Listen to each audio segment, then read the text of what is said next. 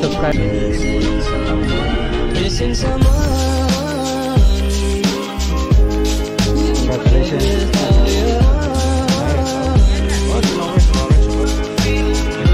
Missing someone.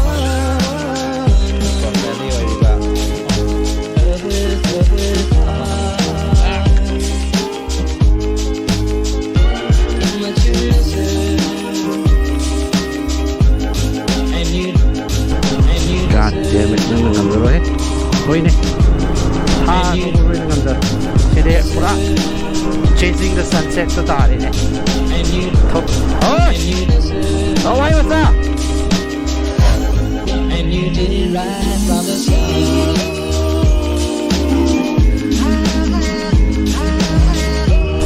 Hello, good morning and welcome back to my channel. Nasindi luhong bang kusat kadam ni manavi magi. Luhong ba do luhong ba si Mapao Zingsho han lay ba ko. Ado Mapao Zingsho si mai tàu của nó số về cái Christian wedding show khang da ya ta ga di mi ek ta mi na si aduga lam do gi phajaba pe ke le ho ge ha du shoot fe discover to ra i nga si ado si mamang to welcome da brother 99 ngai le rang ni brother 99 ga chal mi na ga da ni welcome mana khai na mana chango hai balan bi se ai gi di han bani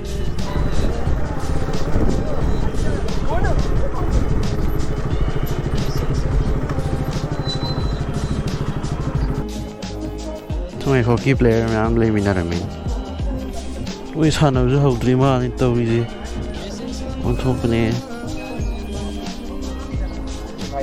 ui rồi bây giờ ai đi chơi lâu mà phải này là, phung hoa phân đó service rồi nó cái máy nó phung music khá là lệ đi, ai đi chơi cái nó đang này thật, cái nó mất tầm nhau cái đấy, cái mình này khâu rồi đi lấy làm gì vậy? Approximately 10 hours later. Oh, hey subscriber mà thing này nè. Hello, welcome back again. Ajik, brother 99 sana ba loi kare? Sana ba loi ra ka thole ji lohong bam da yosan ga.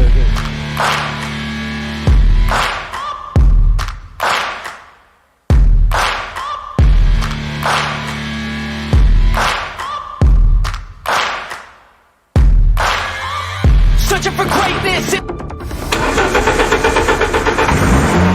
Okay, so we Mapao Zingsho ai mình đầm do yêu đâu đấy.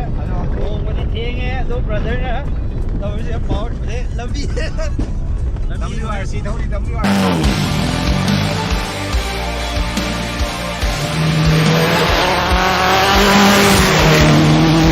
WRC tàu giấy điểm sẽ cắn đâu.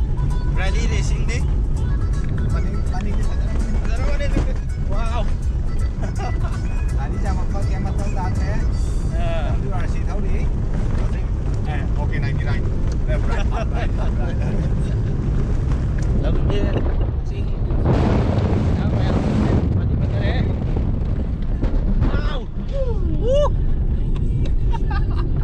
Okay. All right. Straight. 90. Ado si lambi se pangkai rom tagi la ko ne. Pangkai tagi hai jala ka. Oi rom da. WRC cái mà Suzuki ni hay là ai cái đó. Ba tare. Sana ni anh mà nè. Hay nè. Okay, so long bam dong thai na ra sing. Masidabu karamna haigani aina nangbu nungside. Okay. Ray Mapao Zingsho. Yan ka lai.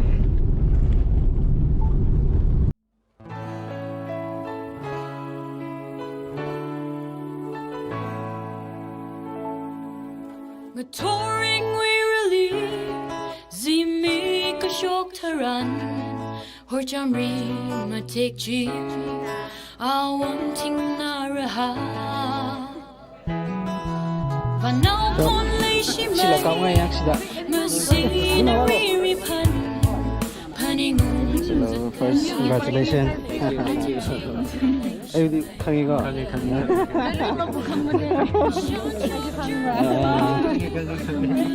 Chalo. 곁에 있더라 이니 지리성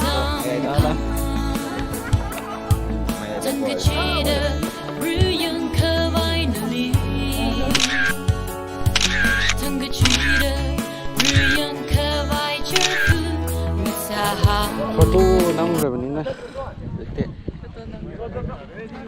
सब पे आ रहे चलो जी As ay sakto sumay daw ito live. अरे फजरा माने mit pangam daram na ito Sakto. Porko mali yaro. mit pangam Ano may chiri je kai mai je sakto dum chi ba ja.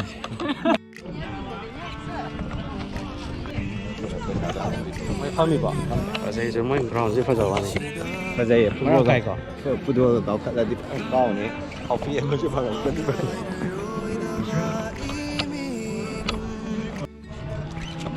oh चलो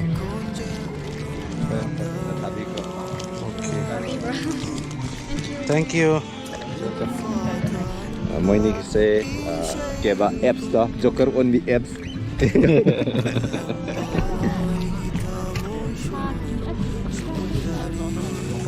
좀 나이래 좀 나오래 미안해 잡아라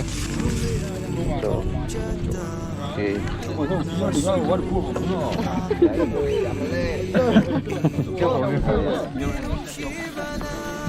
오케이 thank you Table number 7 la sir. 아 서빈이 나 때거 야래 야래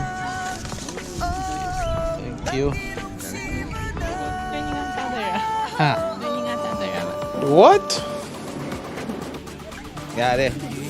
ngang 저게 차비 거 띠람 내고 There was number 7 the hectare Yare. 아니 너 아이디 차디 야래 Di chadani salu. 팔로우 해 metro Adung ado sama mo yare. 응 찾아 하빠던 니게는 사바성러 아 서로 성녀로 바꾸인다네 디파트먼트 티스고 아 성화 발로 니 그니 성녀로 라주 아는 블랙 홀러 하이 와리상가이 저좀 야가 쳐봐라 또 봐. Get together je kan kasi ay no. Get together ni. Kasi get together mas.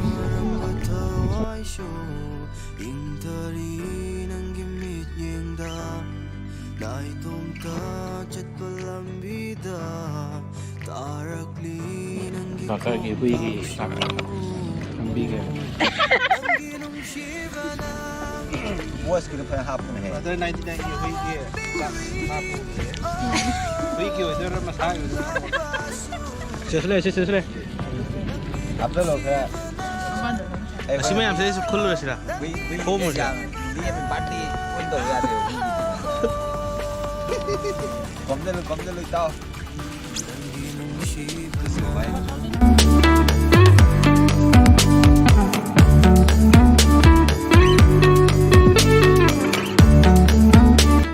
Brian. Okay, naik apa? Singasawa na para muda.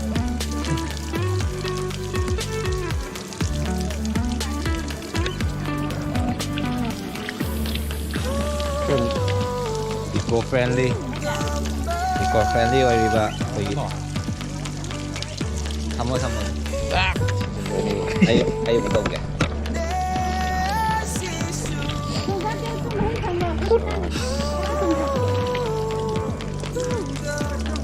렉션 लगे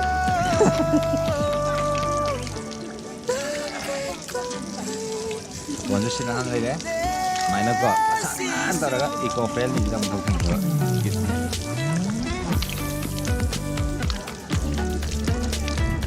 그러니까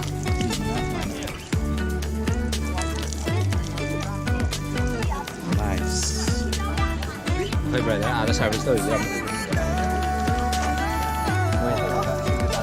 Ada hairi male.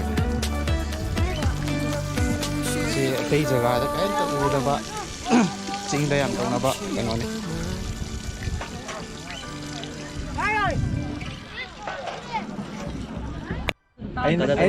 ꯑꯩꯅ ꯍꯧꯖꯤꯛꯀꯤ ꯑꯩꯈꯣꯏ ꯀꯀꯥ ꯑꯃ ꯀꯩꯅꯣ ꯇꯧꯔꯛꯄꯗ ꯚꯣꯠꯇꯤ ꯀꯥꯔꯣꯏꯕꯀꯣ ꯍꯟꯗꯛ ꯆꯍꯤ ꯊꯥꯖꯗꯦ ꯑꯗꯣ ꯃꯊꯪ ꯔꯤ ꯏꯂꯦꯛꯁꯟꯒ ꯇꯧꯕ ꯈꯣꯠꯄ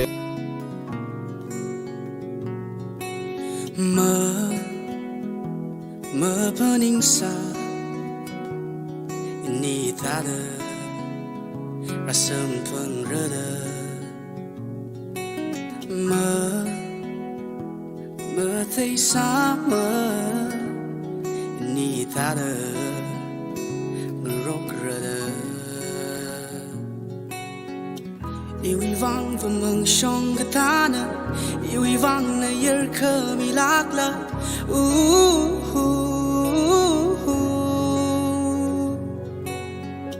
Iwi vang vamang shong katana Iwi vang na yer kami lakla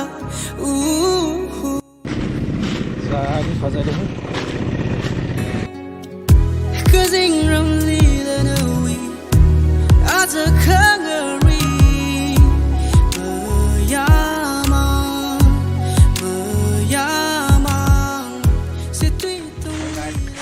Welcome back to my beard.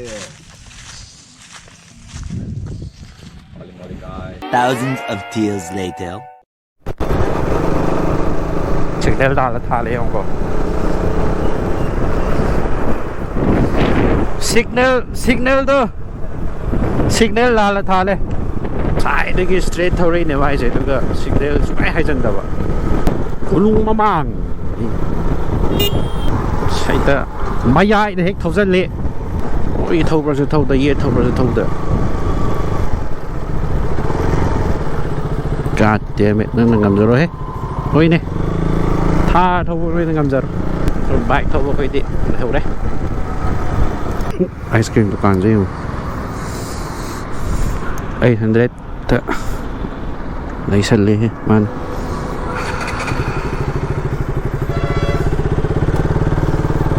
Zing matam tadi ko. Tan butan raba taruti 800 ice cream ngayon dari sini. Chalo. Now I'm on my way back to my village. As I said, numita dore bako maya. Ado nahan ay day ngarihan kita jaga ama sunset jaga ama takpo do. Kaya rawang kem lagi haikalak pagi ching matun yorum dai gitu da.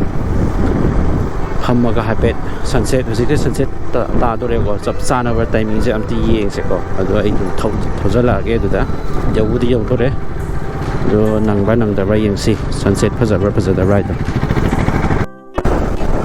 ai ai je sunset nang gada nang oidra men ta dre he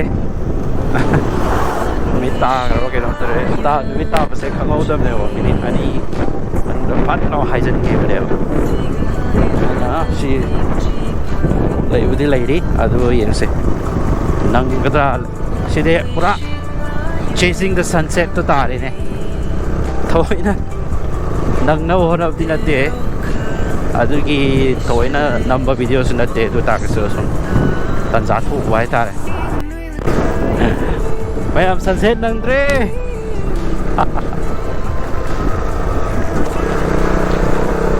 pai leite da mi je sin with da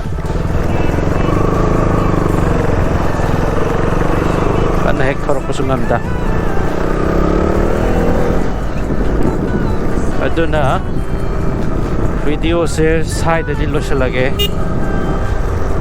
ado cinematics oina battery su lo sala mina battery lo ji power cinematics oina yeng minar se aina sunset yeng se abdo si de gene si ki view se ado yaad re ai ki video si ro han ba yeng ba yaw bi tar ka di if you are first time here to my channel please do subscribe and hit the bell icon ko support the voice na jum yeng view zaba hap na zo na zar ke that's all for today's video ajek cinematic ko na don enjoy to minor se ko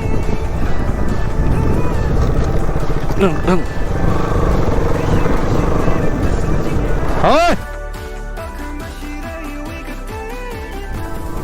เอาไว้มาซะ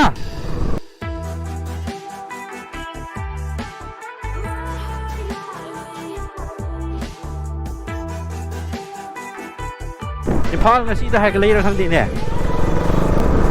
ta biya phaba khalli ne khalla thauri me dana ai gi sai long do lai thop chale